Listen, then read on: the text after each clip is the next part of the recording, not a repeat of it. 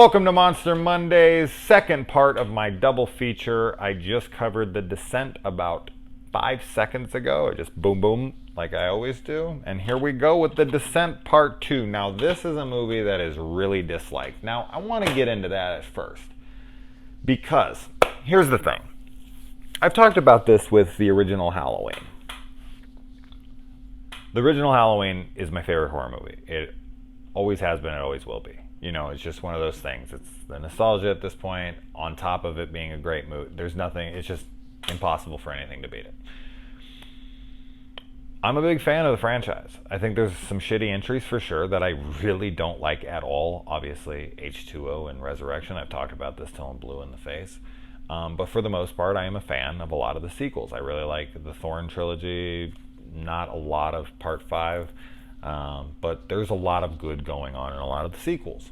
Even Part 2, you know, the original Part 2. And even in 2018s, there's a lot of stuff to like. But the original Halloween is perfect as is and does not need a sequel. It really doesn't. It's one of those things where it's like, I love a lot of the shit in the sequels.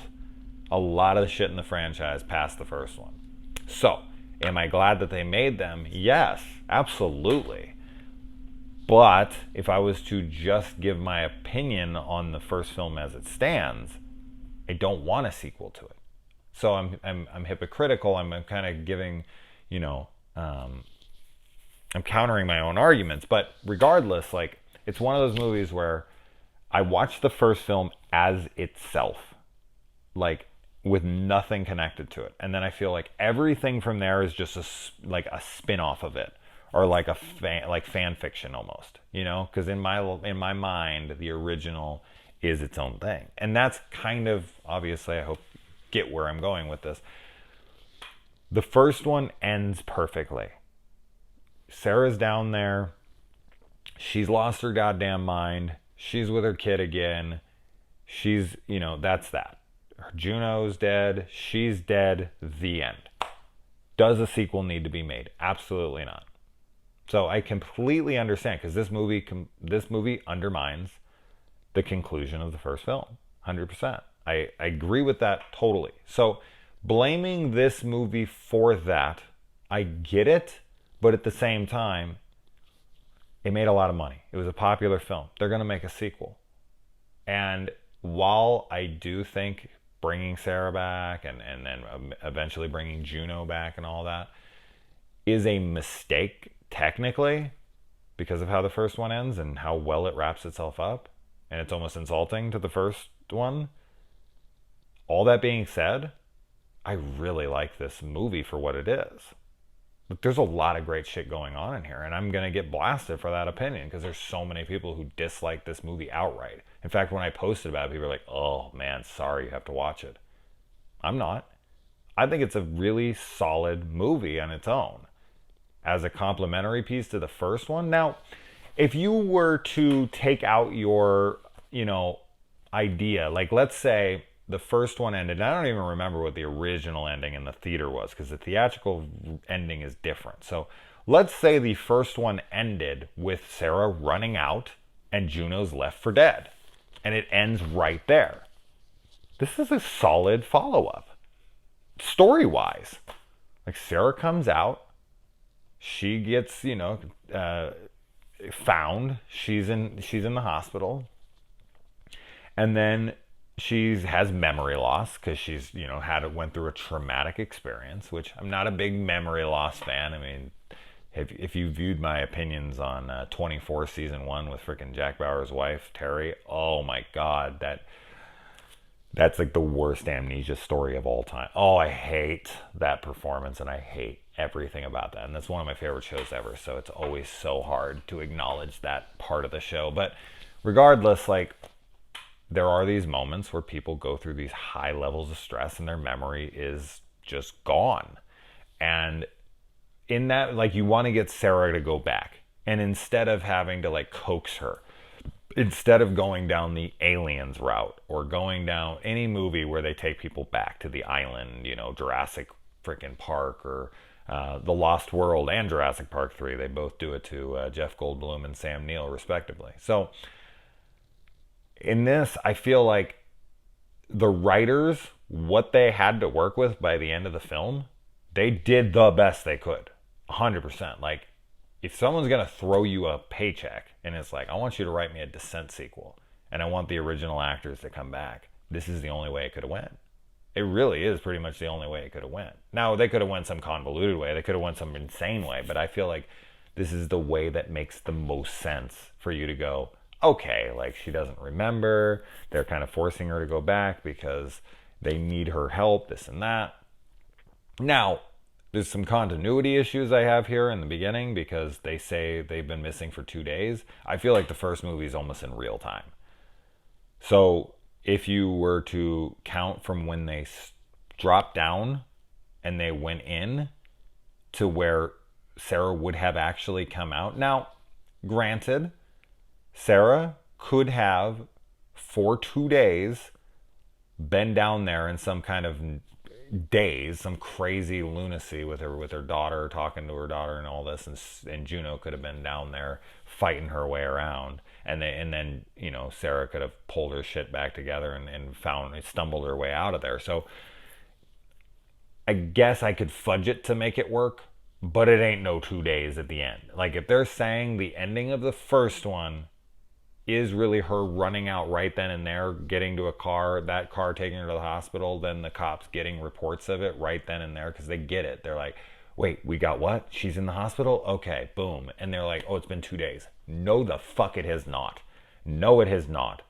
But you have to do that because the rescue team wouldn't come in for a couple days. So it's one of those things where it's like, ugh, it's a little fudgy. But what I would have had done there is I would have had Sarah knocked out. Like, she was found unconscious and they brought her to the hospital, and 2 days later she was, that would have sent off. Like, that's the way to do it. Have Sarah found unconscious, and then they're like, oh shit, we need to go check, instead of the other way around. They shouldn't have got the call like she's been found. Okay, because then they wouldn't have to do the 2 days thing. There you go. I figured it out. That would have been simple. So that actually annoys me that they said 2 days. But that being said, moving on. And then when she wakes up in the hospital and says, "Where's Jessie, her daughter?" Ooh, that's sad shit, man. Imagine having to like relive it again. She had to experience her kid's death again. Again, this is some 51st dates freaking Drew Barrymore shit where every day she has to wake up and find out that she's the day older and she can't remember the day before. That's a great movie, man. Imagine having to do that as a guy, loving a girl so much you got to try to make her fall in love with you every single... Spoilers for the movie if you haven't seen it. It's a fucking great movie. I've liked every Adam Sandler, Drew Barrymore movie. All 3 of them. They pair very well. Anyway. And...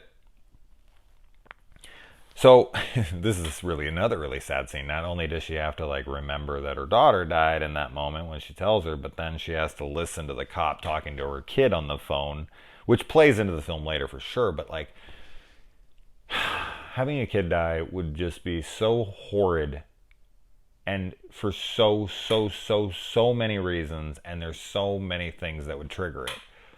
Like, going anywhere.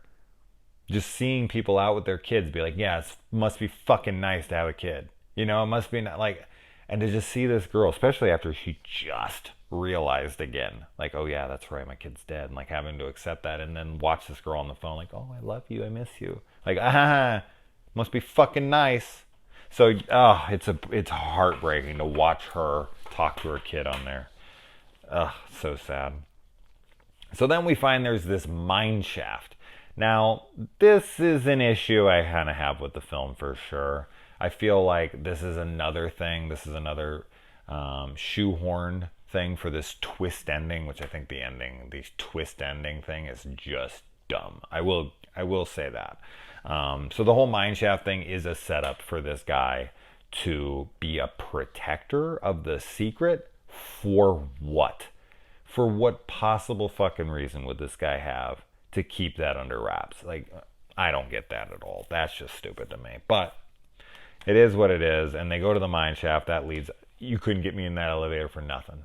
that shit was some rinky-dink ass operation. Hell no way. When they're going down there, no way. And plus, this whole operation is rinky-dink, man. You think these guys went through the proper channels to clear this freaking patient to go down into the mines of freaking Moria? Absolutely not. No effing way. That was, I mean, the movie just, you have to take it with a grain of salt. You have to go, okay, like, I guess they're just not going to clear this with anybody. Yeah, you can just take a, surviving victim straight back down.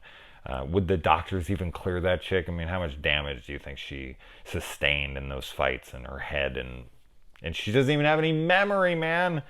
There's no way. Anyway. Oh, another movie. So I want to start writing down every single time. I've mentioned this like in 5 movies now, I feel, in the last like freaking few weeks. But I want to write down like every single time I hear the line, "You've got to be fucking kidding me." It's the most overused line. It's the most overused line in the history of film. In the history of the last like 30 years at least. It's used so often. They find the body of Rebecca, which I thought was pretty cool. I don't know if that's just a cast of her, or if she actually came back to play her own dead body. That's commitment. I love that. That's why I love the Saw franchise. People will come back just to play their dead body. It's just, I love that. I love continuity. So for her to come back, or at least, let them use her image, and then for her mouth to be moving, you're like, is that chick alive? What the fuck? And a rat crawls out of it, and her insides. That's a gnarly ass scene. One thing this movie has over the other one, like, this is a gorier movie. The first one has some gore, no doubt about it, but there's some gnarly gore in here, and there's some brutal sequences, and I really like I really, really like a good amount of stuff that happens in here. And then, yeah, Sarah attacks everybody once she remembers all the hell's going on, and she's like, I gotta get me out of here. And then she kicks everyone in the freaking face and runs off. I'm pretty sure that makes you look guilty, but in that moment, do you think she gives a shit? I don't. And then that one chick gets buried in the cave, and there's a cave-in around her. But then later in the movie, a monster's like dripping like his saliva, goop, his ectoplasm on her, and then she somehow just climbs right up out of there. Like, you were trapped indefinitely until someone rescued you, but then something's coming, and all of a sudden you can weasel your way out of there. Like, really? It's just a weird sequence, but her holding it together when she's on the thing and she on the radio, and she thinks she really has no way out, and she's really, really trying hard to hold it together, and you can see her kind of like trying to keep a smile, trying to keep composed, and just like her emotion and her like the tears kind of coming out of her eyes, and then when she finally lets go the button, and she can kind of just be herself, and she's just down there in the darkness alone, and she knows there's probably a very small chance she's getting out of there. Her acting in that scene is fan-frickin-tastic. She has so much emotion on her face, and I gotta commend the actress for that. Then they find the footage, which I think is great, and we get to rewatch all the footage from the first one, which actually makes it purposeful. In the first movie, it really just has no purpose outside of maybe, the night vision, but that's it. But them finding the footage is pretty cool to then have it, the iconic scene of is there anybody out there, and then boom, it's there, and then they bring the camera down and boom, it's there again. It's a good sequence, man. It's like the double hit and almost an homage, but a good one. And oh man, then that girl climbs herself up out, she kind of finagles her way out of there, and then she turns around and she kicks the rock out, and it crushes this descent creature's head. It's great practical. Its head crushes in. There's a lot of great head crushing on these. That's the good thing about having multiple monsters, multiple antagonists, is you can just go crazy, hog wild. How many are down there? I'm curious. I mean, how many could there fucking be down there? Hundreds? Like that the chick is still hanging there, and but she looks like she's rotting already. They said it's been 2 days, but I don't know, man. And then she jumps onto her, and the blood starts coming out of the dead girl's mouth into, or out, yeah, out of her mouth into the other girl's mouth. It's just disgusting. And then that dude sacrifices himself to save her, and then she gets across the chasm, and then just instantly dies. It's kind of funny. I mean, it's fucked up, but it's really funny because this guy's like, I'm gonna do the hero thing and protect you, and then she just dies 2 seconds later anyway. So I think he would have died regardless, but to sacrifice yourself for a girl that's just gonna die in like less than a minute anyway is really, really messed up. And the whole swimming underwater and all that stuff, oh, that is some of the worst, man. Imagine trying to swim in the dark, knowing there's creatures who know these areas better than you, not knowing where you're going to be able to come up for air again. It's probably too tight to even turn around to go back. If you went too far, there's a person behind you too, so you can't even push backwards. No, absolutely not. Then the cop records her goodbye video to her kid. That's just got to be tough, man. To think you're gonna die and leave a message to your child, which, I mean, at the end of this movie, we can only assume she probably did die, so she needed to find that or make that. And then we run into Juno, and she's still alive and badass as fuck. She is wrecking these things, man. She is just like, she's pro descent creature killer now, and it's really freaking it's really fun to watch. And then Sarah and that cop chick, they get into this big fight in this water, and it's a pretty cool sequence. A lot of gore, a lot of blood, a lot of tense shit. And then after everything's over, they're like, what are we in? What is this? And then one of the descent creatures comes up on the ledge and just starts shitting into it. And they're like, oh, we're in a toilet. It's a humorous moment, but also like a really gross moment. And it adds to the kind of like, it's like another layer on top of the awfulness of the situation. Like, and you've got open wounds too. You're getting freaking descent creature shit in your wounds. Ugh. It's so gross. But yeah, there's not almost any comedy in either of these movies, and this is like as close as we get to comedy. This movie very much takes itself seriously, which I really like about it. It never dips into like silliness. And I like that Sarah actually admits to the Juno attack when questioned about it, so that was good. And then Juno versus Sarah. This is a fight that I wanted to see. Like, regardless, you take away your feelings for the first one or don't, but I'll take my feelings away for like, did the first one need a sequel, whatever. I wanted to see this fight. I wanted to see what would happen if Sarah met Juno again, you know, after what she did to her, after she left her behind. Would she be able to forgive her? Would she be like, what's that showdown going to look like? And inevitably we find out that Juno does feel bad, and she does try to save her many times. So Juno feels like they're even in a sense, and she does help her. So when they're handcuffed together and she falls off the cliff, and it's like that episode of freaking Tales from the Crypt, Carrying Death. She's hanging there, and then the cop, this poor dude has to not only be eaten by one side, so he's being like, his legs and his chest and everything are being eaten away by these creatures, so he's being eaten alive, but then he has to look up into the face of someone he knows as she like betrays him and cuts off his hand by just hacking into it one by one by one by one. It's brutal, man. It's brutal stuff. I feel like she should have killed him first, you know, but as I said, easier said than done. But just to let him sit there, he never screams out like, no. He never screams out like, how could you stop? You know, nothing. He just sits there and screams and takes it. So yeah, that was kind of interesting to me that he never said stop or anything. And then, yeah, they make it to the feeding ground. They make it to the exit, and Juno will not leave, or no, she won't leave Juno this time. So she has the chance to leave her, and she doesn't. And then this whole fight sequence between all three of them in this answer, it's freaking awesome. And they come back, and she's using freaking her handcuffs. Juno's using her pickaxe. Like, all of this stuff is just brutal, gory, and I feel like we get better looks at the descent creatures in this. I feel like the production value on the monsters is even a little higher, and they look even a little better. And then I love that Juno bites one of their throats out.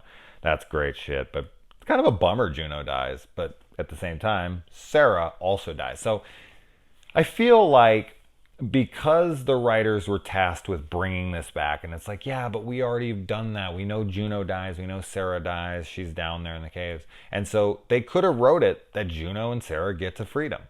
They could have completely taken away that ending. But when it really comes down to it, this movie ends the same way the first one does, with Sarah and Juno's demise. Except for in this version, they make up. They never got to make up in the first one. She betrays her, and so Sarah goes and she extracts her pound of flesh, and then she's also kind of descended into madness, and she's down there, and she's just kind of like spending time with her daughter before her eventual demise. In this one, we get to see the reconciliation. We get to see the forgiveness. We get to see, them come to an understanding. And Juno had a chance to leave her.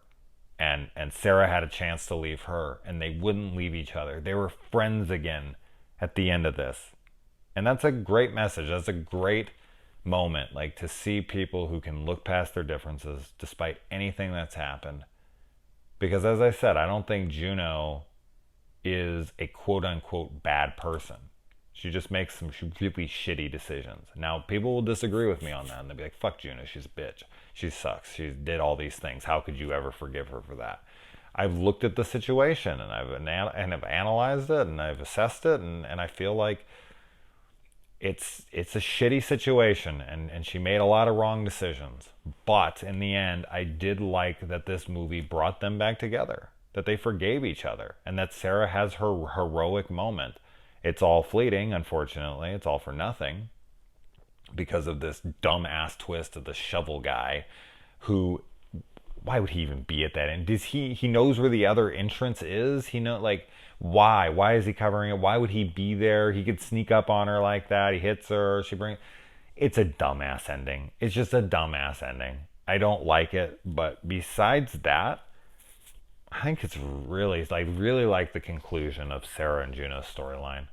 I think it's really cool. And, hate on it all you want. I know Teddy Brown's a big fan of both of these, so shout out to him. I got a lot of shit from people for... I haven't even told them my feelings on this yet. So we'll see what they say, but I don't give a shit. I like what I like. So anyways, that was fun, guys. So I'll see you next week for Monster Monday. Adios.